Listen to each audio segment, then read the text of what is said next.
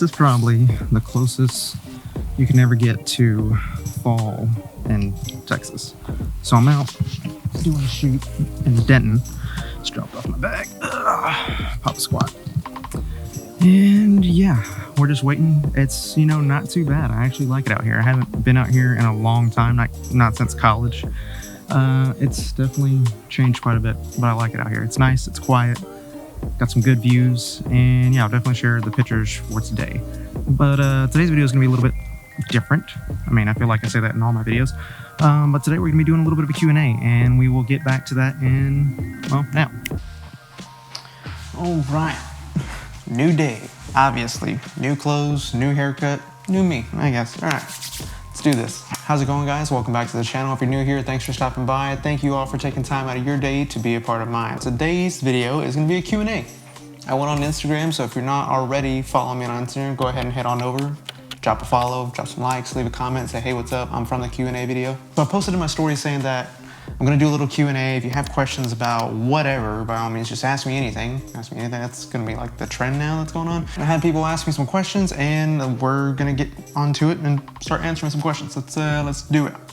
First question here is, what is the hardest part about entering your industry? I would say that biggest challenge is really comparing yourself to other people, because, you know, when you start off, you're not good, right? All the photos you take, you think they're amazing. The videos you make, you think they're amazing, but then you look back from once you started doing more work and you're like, God, what was I thinking? But that's kind of the point, you know, everybody has to start somewhere. So the hardest part is just getting started, finding out what your style is, and then figuring out what type of clients you want to go after, what type of niche do you want to be a part of, you know? And if you don't have one, kind of like me, I don't really have one. I just love doing what I do. So I'll love to take photos of whatever, videos of whatever. It's just what I like to do, you know? So I would say that's the hardest part, is figuring out what style it is that you have, and then building up the skills to meet expectations for other people, and really building that client base, because that's what's going to keep you going in this industry. Next question is, how did you know that media was your thing? I answered this question once before, and it was actually a few years ago. Me and my wife were going on a trip to Iceland, and before I left, I knew I wanted to get something to take amazing photos, amazing videos while we were there, right? I wanted to capture moments and capture those memories that I was gonna have, because who knows when I was gonna go back, right? I knew I wanted to take something with me, but I didn't want to spend a whole bunch of money and just drop some cash on a brand new camera that I didn't even know how to use. So I did some research, and luckily I found a company called Moment, and they make, and you've heard me talk about this before in other videos, but they make little lenses that attach to your phone. So like this one right here is an anamorphic lens. You get one of their cases, you put that bad boy on there and twist, and voila, you have a lens on your camera. And they work really well, and I liked them, and that's how I got started.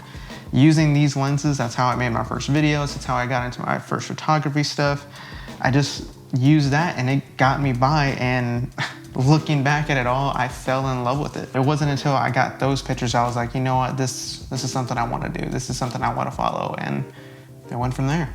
Next question, who does your hair? Well, as we were talking about, just got a haircut. It was actually my friend. She's been in another video, Danielle. So if you want to go check out her Instagram, it's right here, Daniela. She's really awesome. She's been a good friend of mine for a long time. She's really cool. But yeah, she helps me keep this tamed. Thanks. What camera do you use? So currently I have two cameras. One I'm recording on right now is the Canon EOS R, and the newly released Canon EOS R5. I am in love with this camera. So this camera has been awesome. I've done a few shoots on it already. Y'all saw that unboxing video that I did of this. I still haven't done the review video because I still wanted to get more, I guess, experience or in the field experience with it, but I've thoroughly enjoyed it. And I even loaned it out to a friend of mine who was like, hey, I really want to get some awesome photos. I need something with a high megapixel. And I was like, I'll rent it out to you. And I trusted him to do it, and there you go.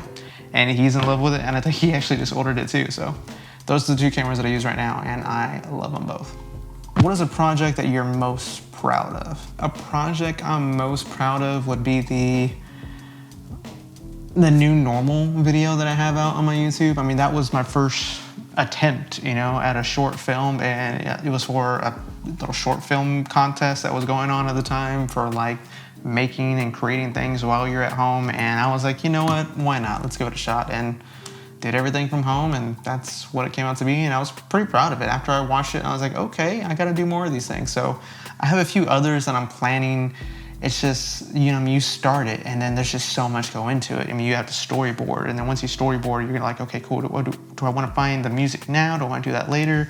I mean, it's really about finding your process when you're creating these type of videos. And so it's a whole new world for me, because that was my first attempt, like I said, at doing that. So can't wait to do it again. And like I said, I have a few in the works, and I'm hoping to eventually finish them and share them for sure.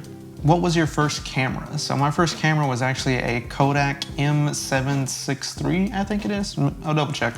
Here it is. This little guy I got from some family. It was a Christmas gift, I believe. And at the time I was just like, oh, cool, camera. And every once in a while I would pull it out to take photos of something. And I used it in high school to get some stuff for like yearbook things. I wasn't in the yearbook club, but they asked me to get some pictures of like friends and family. It was like, submit your photos, blah, blah, blah.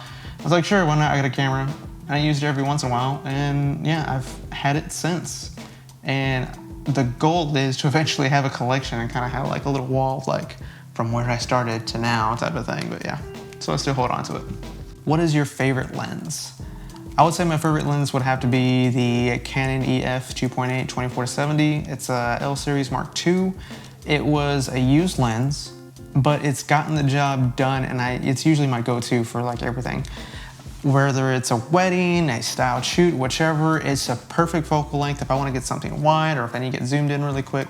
It's nice for those real quick run and gun type of scenarios. I mean, every lens has a purpose, right? And so this one has just been the go-to because I never know what I'm gonna end up shooting that day. You know, one morning I had a newborn shoot, and then I had a bridal shoot, and then I had an engagement session, and then I had some product photography stuff. So like having something that can meet all those needs is nice. What is your advice for someone just starting out? My advice is just to start, just to do it. That's the hardest part, and that's the only way you're gonna get better, is going out, taking photos, making those videos. Sorry, newborn, I thought I heard her crying. She's not crying. Okay, cool, back to the video. You have to get comfortable with being uncomfortable. Going out, just taking photos of whatever, you know, go hiking, get some landscape photography, take like a few pocket items with you and learn how to do product photography in the right atmosphere, in the right zone, so you can tell a story with that photo.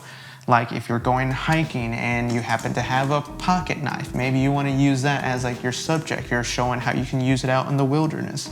Maybe you have sunglasses, so you're going out to the park or the beach or wherever someone would use sunglasses, and figure out how you can tell a story with that and then take a photo. To sum it up, like I just said in the beginning, is just to go out and do it. Once you get past that and actually start shooting, that's the only way you're gonna get better, is repetition, repetition, repetition. Next we have, would you be willing to collab with other artists? Absolutely. Anytime anybody wants to work with me, I'm always open to it. By all means, send me a message. However you plan to, either email, at my website, on Insta, send me a DM. If you're looking to collaborate on something, you have an idea, you're a model, you're a photographer, videographer, whichever, and you want to work together, by all means, let me know. Maybe we can make something happen. And to wrap this up, because I typically like to have my videos a little short, to the point, you know, no one likes a video that drags out. Anyways, did you go to school for photography or cinematography? Actually, I did not. My degree is actually in communications. I never thought that photography or cinematography was gonna be a thing that I was gonna be doing, you know? It just caught me. I guess I got bit by the bug. I don't know. It just happened. And that's where I am now. Do I believe that you need to go to school for cinematography or photography? Probably. I mean, it depends on how you learn.